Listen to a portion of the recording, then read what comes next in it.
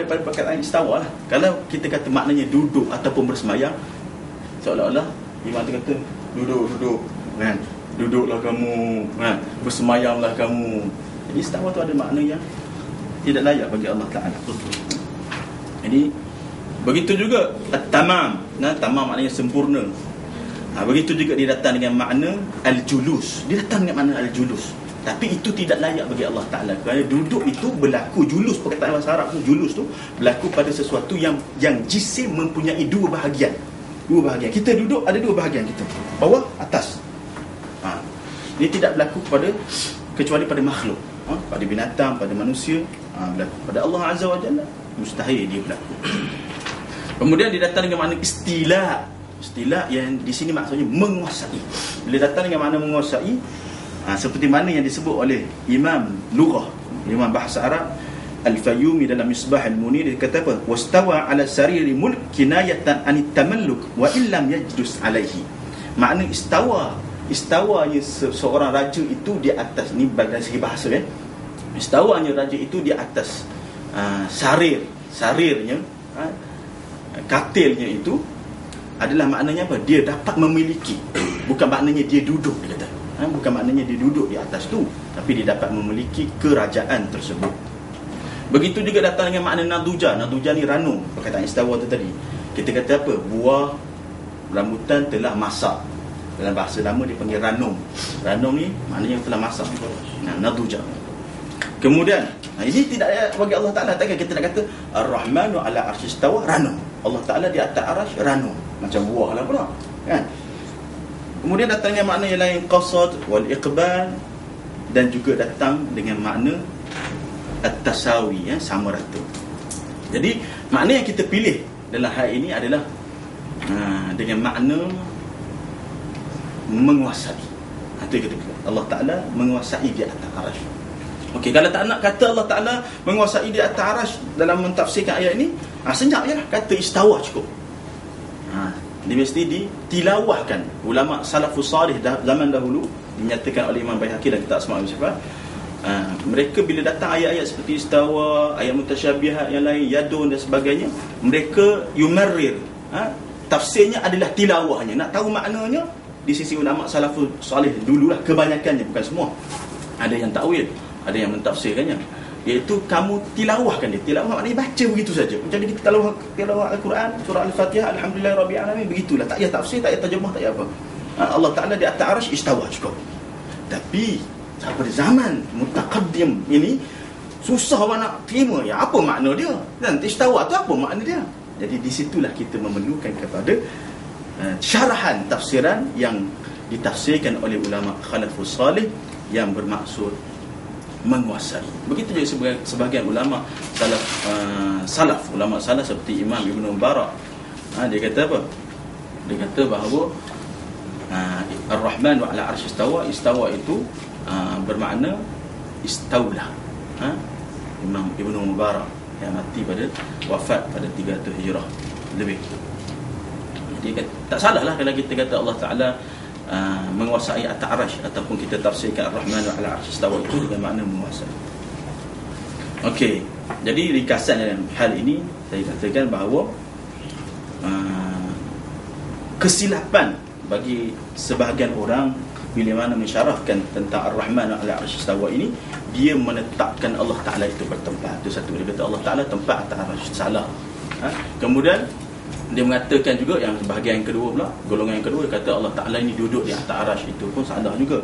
Kenapa? Kerana julus ini adalah sesuatu yang tidak layak bagi Allah Azza wa Jalla, kerana dia berlaku pada jisim.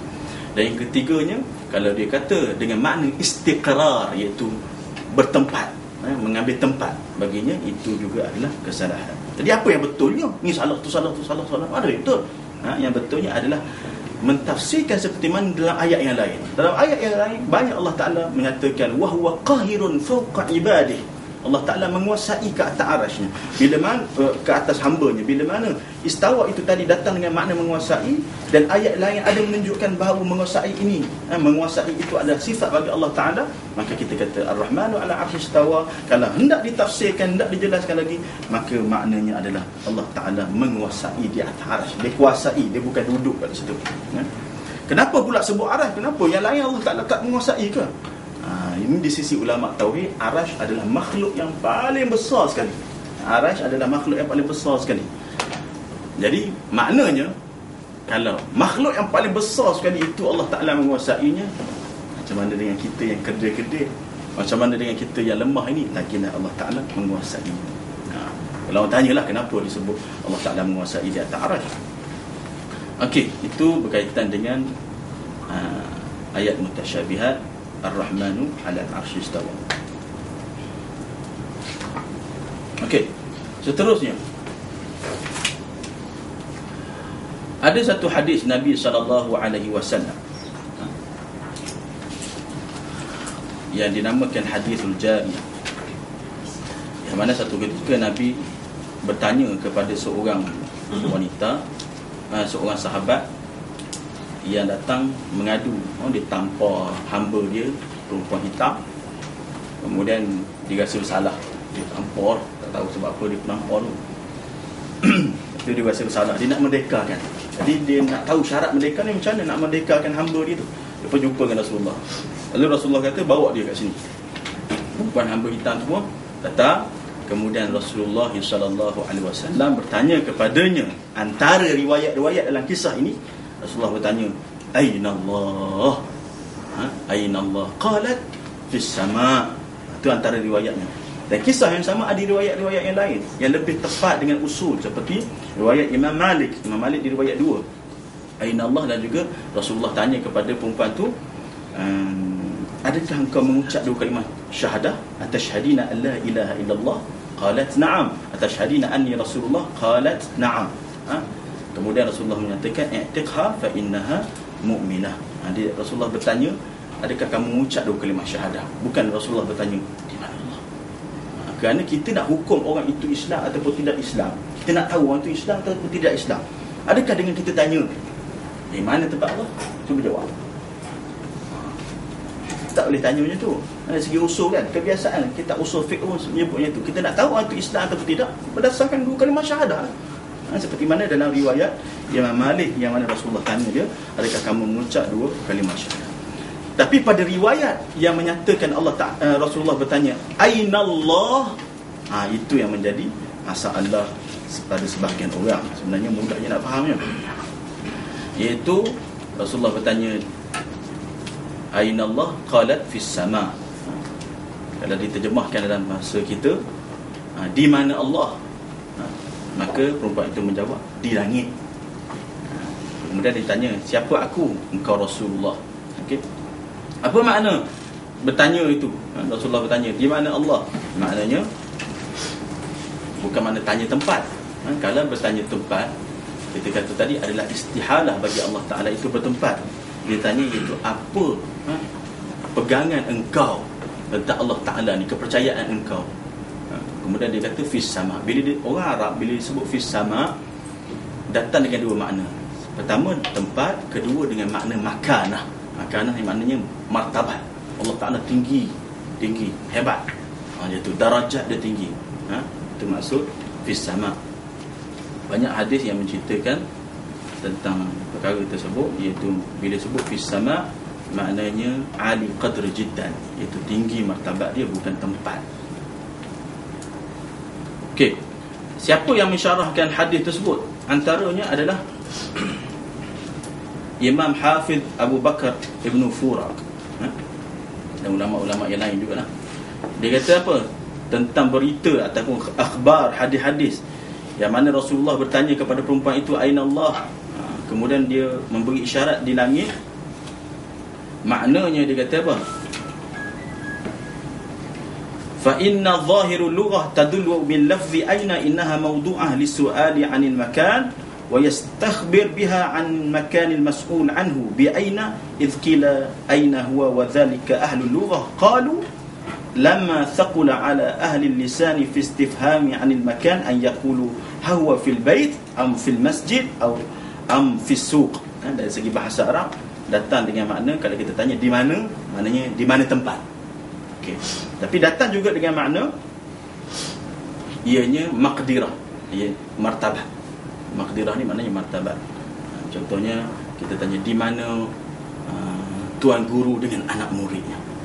Maksudnya apa? Di mana tu? Soalan di mana tu? Di mana tuan guru dan anak muridnya? Mana? Tanya tentang martabat. Martabat kamu dengan Tok Syekh tu mana? Mana tu? Di mana tu? Bukan makna tempat. Bukan tanya pada tempat, tapi tanya tentang makanah, iaitu martabat. Dan banyak dalam kitab-kitab yang mentafsirkan hadis tersebut, yang mengatakan, menjelaskan bahawa soal aina Allah bukan Rasulullah maksudkan untuk tanya tempat Allah, tapi ditanyakan apa i'tiqad engkau bagi Allah Ta'ala. Maka dikata fi sama', maknanya ali qadru jiddan, seperti mana yang telah dinyatakan oleh para ulama seperti Imam Nawawi. Okey, ada soalan? Dah faham lagi ada apa-apa? Any questions for Ustaz? Okey, jelas. Saya nak tanya, tadi Ustaz cakap dengan Syiah ni bukan Ahli Sunnah wal Jamaah. Boleh elaborate sikit apa dia punya perbezaan? Ahli Sunnah wal Jamaah, Syiah ini golongan tak sama. ya. Ahli Sunnah wal Jamaah adalah golongan yang mengiktiraf Abu Bakar, Umar, Uthman sebagai khalifah. Syiah tidak mengiktiraf sedemikian. Itu di antara asasnya. Selain daripada itu, Syiah zaman sekarang ini dia beriktikad dengan akidah Mu'tazilah. Dia kata apa? Manusia yang mencipta perbuatannya, menjadikan perbuatannya, bukan Allah Ta'ala. Sedangkan Allah Ta'ala berfirman, wallahu khalaqakum wa ma ta'malun. Allah Ta'ala, dan Allah Ta'ala mencipta, menjadikan kamu, dan menjadikan apa, mencipta apa yang kamu buat. Perbuatan kita ni adalah ciptaan Allah Azza wa Jalla. So, itu yang main punya perbezaan dia. Banyak lagi yang lain sebenarnya tentang Syiah. Banyak lagi. InsyaAllah pada majlis yang lain kita akan hentam Syiah pula. Okey. Jelas saya cakap secara ringkas tadi. Sebab saya tahu ada mereka yang tidak boleh bahasa tinggi sangat.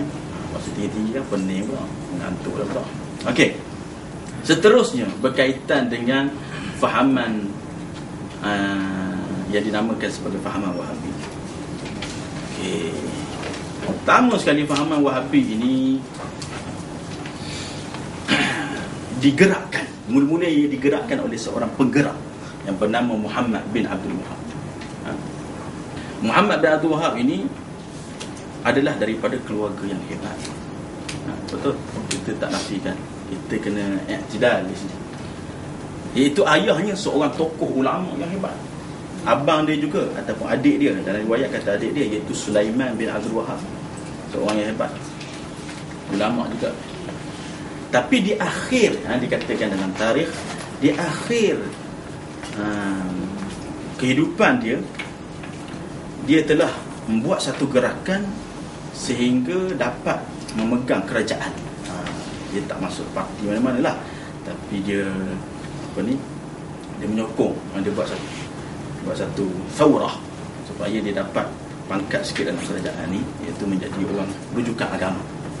Okay, Muhammad Abdul Wahab sebenarnya pada akhir hayat dia itu, dia ditolak oleh bapaknya sendiri. Bapaknya sendiri dalam kitab ulama lah. Bapaknya menolak apa yang dibawa oleh Muhammad bin Abdul Wahab ini. Dan bapaknya adalah seorang yang alim. Dan lihat dalam kitab As-Suhubul Wabilah ala Dara'il Hanabilah, yang menceritakan tentang ulama-ulama Hanbali. Antaranya disebut Sulaiman, antaranya disebut Abdul Wahab bin Sulaiman, iaitu bapa kepada Muhammad bin Abdul Wahab ni tadi. Okey, dalam itu dia sebut apa? Dia katakan, kita baca nas dia. Okey, ini kitab dia Suhubul Wabilah ala Dara'il Hanabilah oleh Imam Allamah Syekh Muhammad bin Abdullah bin Humaid An-Najdi Al-Hambali, Mufti Hanabilah di Makkah. Dia buat terjemah ulama. Terjemah ni maknanya biodata para ulama. Ini penting dalam ilmu jarh wa ta'dil, berkaitan dengan ulama-ulama. Dia dalam tu disebut tentang bapa kepada Muhammad ni tadi, ayah dia. Ingat ya, yang mengasaskan pergerakan ini bagi kita yang kajilah ya, mungkin ada ikhtilaf di situ. Adalah bapa dia adalah seorang ulama, yang dia itu bernama Muhammad bin Abdul Wahab. Abang dia Sulaiman bin Abdul Wahab, bukan Abdul Wahab. Abdul Wahab dalam cerita Piramli. Okey, Suhbul Wahabilah ni disebut tentang bapa dia, iaitu Abdul Wahab bin Sulaiman. Pengasas dia bukan Abdul Wahab tapi Muhammad bin Abdul Wahab. Muhammad anak kepada Abdul Wahab, anak lelaki kepada Abdul Wahab. Istilah tu istilah saya nak jelaskan di situ supaya orang tak confuse, kata oh Abdul Wahab ni pengasas ajaran Wahabi. Tidak, Abdul Wahab adalah bapa dia. Okey, di sini dia sebut apa? Dia kata nombor 415, Abdul Wahab bin Sulaiman bin Ali bin Mushrif biwazan Muhammad At-Tamimi An-Najdi. Disebut di sini, saya baca sedikit Okey. Wa akhbarani ba'du man laqituhu an ba'di ahli al-ilmi an man 'asara Syekh Abdul Wahab. Itu aku telah bertemu dengan orang yang bersama dengan Syekh Abdul Wahab ni. Disebut bahawa Abdul Wahab hadza kana ghadban ala waladihi. Abdul Wahab ni dia marah pada anak dia ni, Muhammad ni. Kenapa? Likaunihi lam yarda an yashtaghil bil fiqh ka aslafihi. Sebab dia ni tidak mendalami ilmu seperti mana orang-orang lain, ulama-ulama lain lah. Wa ahli jihatihi wa yatafarrasu fihi an yahduth minhu amrun fakana yaqulu lin-nas ya ma tarawna min Muhammadin min syarr. Dia kata apa? Ayah dia selalu cakap pada orang awam, kamu akan dapati bahawa Muhammad ini akan menyebabkan keburukan, kata dia. Ma tarawna min Muhammadin min syarr. Kemudian disebut dalam kitab ni, faqaddarallahu an sara ma sara wa kadzalika ibnu Sulaiman akhu Syekh Muhammad kana munafiyan lahu fi da'watihi. Sulaiman bin Abdul Wahab juga menolak dakwah yang dibawa oleh Muhammad bin Abdul Wahab tadi. Jadi ayahnya dalam terjemah ni menolak apa yang dibawa oleh Muhammad bin Abdul Wahab dengan asas gerakan yang dinamakan sebagai gerakan Al-Wahabiyah. Ada buku-buku lain pun yang cakap macam tu juga, yang bapa dia tolak. Ada banyak. Contohnya dalam Al-Umara fi Biladil Haram, dia ada pada saya. Al-Umara fi Biladil Haram, karangan Imam Ahmad Zaini Dahlan. Saya tak nak sebut dia sebab ada orang tak suka dia kan. Jadi saya sebut mulai. Dia pun menyebut tentang perkara yang sama. Bahkan dia kata apa? Masa pergerakan-gerakan Wahabi ni bermula, keburukan berlaku sangat besar, dia kata dia. Antaranya dia sebut kitab ni kitab dia, Ad-Daulah Uthmaniyah min kitab Al-Futuhat Al-Islamiyah ba'da madha Futuhat Nabawiyah Sayyid Ahmad bin Zaini Dahlan. Dia kata apa? Zikru fitnatul Wahabiyah. Wahabi ni adalah satu fitnah. Ada. Wa tamanna Francis di Mesir. Bahkan disebut di situ fitnatul Wahabiyah allati kanat fil Hijaz hatta istawlu ala al-haramain wa mana'u usul al-hajj al-syami wal-misri. Dia kata bila mana gerakan Wahabi ni dapat menguasai Hijaz dan juga dapat menguasai dua tanah haram, Mekah dan Madinah, ada sebahagian dilarang daripada menunaikan haji yang datang daripada Syam dan juga Mesir. Ini kenyataan dia. Begitu juga abang dia tadi, Sulaiman bin Abdul Wahab, mengarang kitab. Ini saya sebut ulama pada zaman dia. Sebab apa? Sebab ada orang kata, oh syekh ni, doktor tu kata Muhammad Abdul Wahab okey. Rasulullah sallallahu alaihi wasallam dalam hadis sahih Muslim menyebut, laisal khabaru kal'iyan, bukan khabar berita yang kita terima seperti orang yang melihatnya. Orang yang melihatnya lebih tahu. Contoh lihat saya, tahu macam ni kan. Yang dengar berita lain. Jadi orang yang melihatnya lebih tahu. Siapa yang melihat Muhammad Abdul Wahab? Ayahnya yang menceritakan sesuatu. Diriwayatkan dia menceritakan sesuatu tentang bahaya anaknya itu Muhammad bin Abdul Wahab, dan juga abangnya mengarang satu kitab berjudul Sawa'iqul Ilahiyah fi Raddi 'ala al-Wahabiyah. Maknanya zaman tu dah ada dah nama Wahabi ni. Orang kata apa ni Wahabun ni kan? Wahabi dah ada pada zaman tu lagi namanya digelarkan. Okey, kenapa Wahabi? Kalau Wahabi maknanya kembali kepada ayah dia lah, Abdul Wahab. Kita katakan dalam mazhab yang benar seperti Imam Ahmad bin Hanbal, pengikutnya yang mengikutnya dia tu namanya apa? Hambali. Okey, Hambali itu nama pengasas mazhab ke ataupun imam tu sendiri ke? Tidak, namanya Ahmad.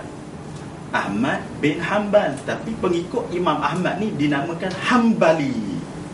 Itu biasa dalam istilah Arab. Ada ajaran sesat zaman dulu dinamakan pengasas dia namanya Abdul Qais. Pengikut dia dinamakan Qaisiyun. Dia nama dia Muhammad bin Abdul Qais. Pengikut dia dinamakan Qaisiyun. Kenapa? Dia sebabkan kepada nama bapa dia. Itu biasa. Imam Syafi'i namanya bukan Syafi'i, namanya Muhammad. Jadi tak ada masalah dalam masalah laqab ataupun istilah Wahabi. Bahkan beberapa tokoh fahaman yang cenderung mempertahankan Wahabi ni pun menamakan mereka sebagai Wahabi. Okay, dan Wahabi bukan diambil daripada nama Allah Azza wa Jalla Al-Wahhab, itu tidak. Wahabi adalah Wahabiyah itu sebenarnya adalah nama yang diberikan kepada pengikut ataupun mereka yang menghidupkan fahaman yang digerakkan oleh Muhammad bin Abdul Wahhab. Jadi abang dia sendiri, Sulaiman bin Abdul Wahhab, menolak apa yang dibawa oleh adiknya itu. Dan abangnya itu adalah hebat, ulama juga. Begitu juga ada kitab yang lain yang dikarang oleh abangnya itu, Sulaiman bin Abdul Wahhab, yang berjudul Faslul Khitab fi Raddi ala Muhammad bin Abdul Wahhab. Fasal khutbah menolak, menyanggah kepada Muhammad bin Abdul Wahhab. Yang ni Sawa'iqul Ilahiyah fi Raddi ala Wahabiyah, panahan ketuhanan, panahan peti ketuhanan ke atas menyanggah kepada golongan Al-Wahabiyah. Karangan siapa? Syekh Sulaiman bin Abdul Wahhab, abang kepada Muhammad Abdul Wahhab yang mengasaskan. Okey. Kemudian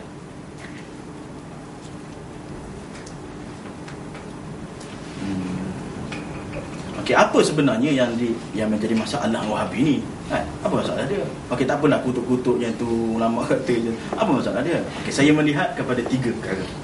Masalah Wahabi ni ada 3 perkara. Pertamanya apa?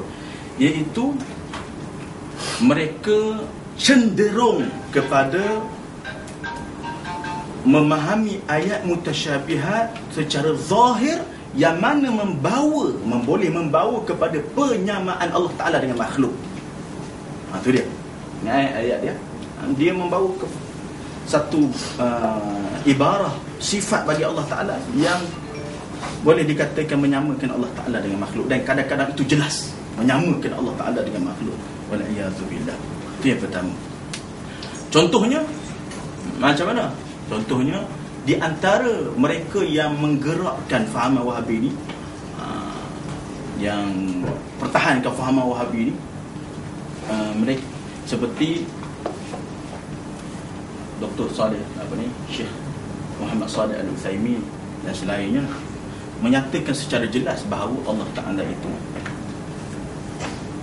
bertempat, ada tempat bagi dia. Dan ini bercanggah dengan Quran dan hadis. Mana ada Quran sebut Allah Ta'ala bertempat? Mana ada Quran kata Allah Ta'ala itu memerlukan kepada tempat ataupun berada di satu tempat ataupun 2 tempat ataupun 3 tempat? Hadis pun tidak ada. Jadi mereka menyandarkan tempat bagi Allah Ta'ala. Begitu juga sebahagian mereka mengambil akidah yang cenderung kepada tashbih, iaitu mengatakan Allah Ta'ala ini bersifat duduk di atas arasy. Ada di kalangan mereka begitu keadaannya. Memang dari segi perbualan, pengalaman saya cerita sikit sebelum saya sambung. Saya nak cerita pengalaman saya 3 tahun belajar Wahabi. Itu dia. 3 tahun belajar Wahabi. Itu di semasa saya menuntut di Kuwait. 3 tahun. Memang belajar dengan Jam'iyah Ihya' Turath di Kuwait. Kita kenal Tok Syekh kita di situ. Belajar di sana, kita belajarlah kitab-kitab Wahabi ni. Masa tu tak tahulah Wahabi ke tak Wahabi. Lepas tu akhir itu saya bila dah habis Sanawi ada 3 Sanawi. Saya sambung ke tempat lain, iaitu saya belajar di Lubnan. Masa di Lubnan ini kita mempelajari akidah, mendalami ilmu akidah Al-Asy'ariyah. Jadi saya selama 3 tahun juga. Jadi saya dapat muqaranahkan. Muqaranah maknanya membezakan antara dua dalam masa yang lebih kurang sama. 3 tahun di sini, 3 tahun di sini. Jadi kita dapat hasil dia macam mana. Dan ringkasannya adalah Ahli Sunnah wal Jamaah ini berbeza dengan apa yang dibawa oleh golongan yang hulu yang melampau di kalangan fahaman Al-Wahabiyah. Contohnya, kita kata bahawa fahaman Wahabi cepat sangat menghukum orang lain kafir. Cepat sangat. terlalu pantas dia menghukum orang kafir. Dia dah nombor satu kadang-kadang tu.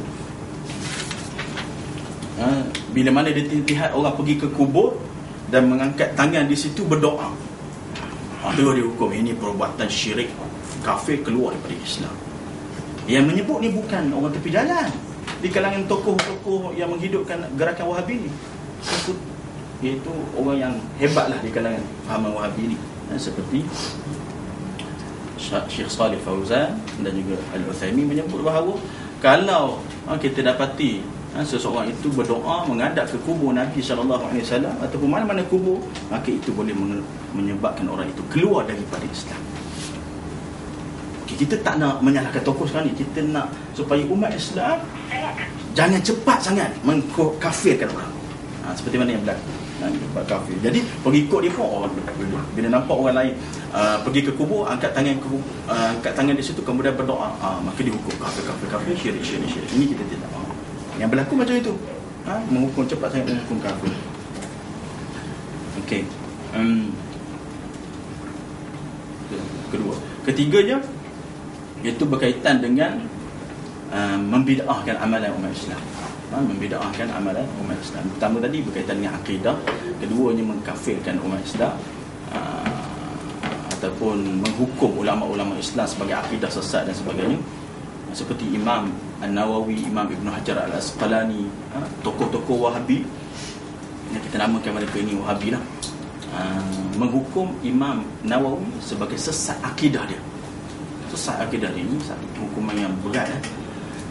Sedangkan ulama pada zaman dia tak menghukum pun Imam Nawawi. Ulama pada zaman Imam Nawawi tidak menghukum pun Imam Nawawi sebagai sesat.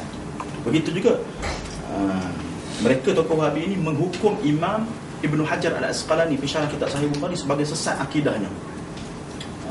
Sedangkan ulama pada zaman dia, zaman Ibn Hajar Al-Asqalani, tak hukum pun dia sesat. Berbeza dengan Ibn Taymiyah. Ibn Taymiyah, ulama pada zaman dia menghukum dia mukhalif. Bahkan ada di antara mereka menghukum sesat Ibn Taymiyah, ulama pada zaman dia. Dia dipenjarakan banyak kali, antaranya disebabkan fatwa-fatwa dia, dan dia dihukum bersalahan daripada ulama mazhab 4, Syafi'i, Maliki, Hanbali, Hanafi pada zaman dia. Jadi ulama pada zaman dia pun dah hukum dia sesat dan sebagainya. Berbeza dengan ulama Nawawi. Tapi ulama Nawawi sekarang ini pula dihukum oleh beberapa tokoh Wahabi sebagai sesat akidahnya, waliyadzubillah. Kemudian kita kaji pula, okey, dia kata sesat tu pada bahagian mana? Pada bahagian sifat. Dan kita lihat bahawa fahaman Wahabi ini bila kata orang itu sesat dalam akidahnya berkaitan dengan sifat Allah Ta'ala, maka itu adalah kufur. Ini kita tidak mahu ni. Ini maknanya, sedikit maknanya, walaupun dia tak lafaz, maknanya dia mengkafirkan ulama Islam. Mengkafirkan ulama Islam. Ini cuba kita elakkan. Jangan berlakulah, tak apalah. Bukan kita tak apa dia sebut tu. Benda dah lepas, okey. Dah, jangan ulang lagi. Jangan kritik lagi ulama-ulama yang hebat ni. Kita lihat juga Muhammad bin Abdul Wahab sendiri kadang-kadang cepat juga menghukum orang lain kafir. Dia pada zaman dia menghukum Imam Ibn Fairuz sebagai terkeluar daripada Islam. Dia ni Ibn Fairuz ni ulama Hanbali pada zaman dia. Cepat sangat menghukum orang kafir. Begitu juga dia menghukum kafir ulama tafsir. Muhammad bin Abdul Wahab ni menghukum kafir ulama tafsir yang terkenal, iaitu Imam Fakhruddin Ar-Razi. Dia kata kafir, keluar daripada Islam di sisi ijma' ulama dia ni. Kita kata ini bahaya. Walaupun ada percakapan pendapat, ini ijma' ulama kata kafir, macam mana? Ini mengkafirkan ulama-ulama Islam. Kalau dia mengkafirkan orang lekeh-lekeh macam kita ni, itu dia punya pasal lah, kan? Tapi dia kafirkan ulama-ulama Islam yang hebat, ini kita tak boleh terima lah. Nak pula ulama itu, sekali lagi, pada zaman dia tak ada pun ulama pada zaman dia yang muktabar yang hukum dia sebagai kafir dan murtad. Apa sebab juga dia mengkafirkan? Okey, subhanallah, dalam soalan yang baik. Sebab dihukum ni saya cuba kaji. Saya baca buku-buku Muhammad bin Abdul Wahab sendiri. Okey. Dan kita dapati bahawa yang ditulis itu tidak jelas. Sebab apa dikafirkan? Tidak jelas. Kalau dia ada sebab, dan sebab itu betul, ada nas, ada bukti, dia hukum orang itu sesat, kafir, dan memang betul orang itu sesat dan kafir, saya setuju. Kita hukum Syiah sebagai sesat, kita ada bukti Syiah itu sesat. Kita bukan cakap Syiah ni sesat macam itu saja. Tidak, kita ada bukti, kita ada nas. Adakah dia mengukur kafir itu disebabkan Imam Nawawi dan Ibnu Hajar Asqalani mentakwilkan ayat-ayat mutasyabihat? Dia itu di antaranya lah yang kita lihat. Antaranya sebab Imam Nawawi dan juga Imam Ibn Hajar Asqalani memang ada mentakwilkan ayat-ayat